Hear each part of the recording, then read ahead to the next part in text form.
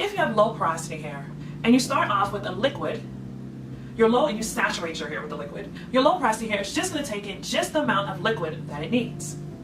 When you follow up with the cream, it's going to absorb the moisture from that cream and leave the rest to coat your hair strands. Then if you add an oil, the two most outer layers will mix together and provide a thick barrier to protect your hair strand from losing moisture. Now if you have a finer texture and your low porosity, this may be a little bit too much product for your hair, and your hair may end up feeling weighed down.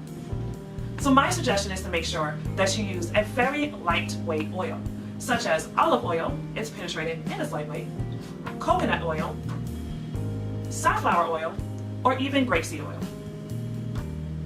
Now if your hair is low porosity and it's extremely thick, you may need to adjust the LCO method a little bit. You may need to do a LCG method. You may need to do liquid, a cream, and a grease. I make a wonderful grease, and I really call it a hair honey, but I'll leave that link to that DIY down below. The hair honey works amazing to lock in moisture, especially if you live in a place that is very, very dry. Now, you may or may not actually need the cream part. If you're using something like a hair honey or a grease, you may just need rose water and a grease. And there, you simplified your moisturizing routine by taking out one of the steps. That's pretty cool.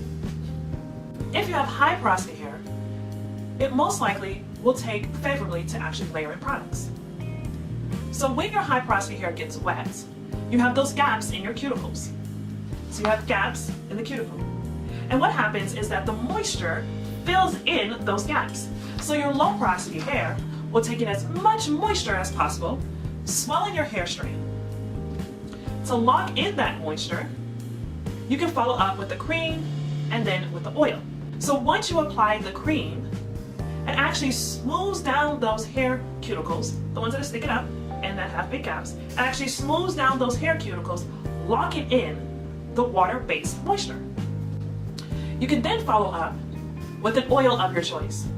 Now you may want to use a heavier oil, or you can even use a butter. But if you follow up with the oil of your choice, it's going to coat those strands, locking in that cream and that moisture. Now I just want to take this time to talk about coconut oil. A lot of people have come and said, I can't do coconut oil, and you may not be able to do coconut oil. But before we jump to the conclusion that coconut oil is the bane of existence and the cause of all your hair problems, please make sure that you are doing things such as clarifying your hair and you're not putting too much oil on your hair. If you don't clarify your hair, like with anything that you put on your hair, the product is going to build up on your hair, it's going to be sticky, and it's just going to be messy. It's going to cause your hair to get brittle and snap because you'll lose your elasticity because you have a big coating of product on your hair that's preventing your hair from moving and bending freely.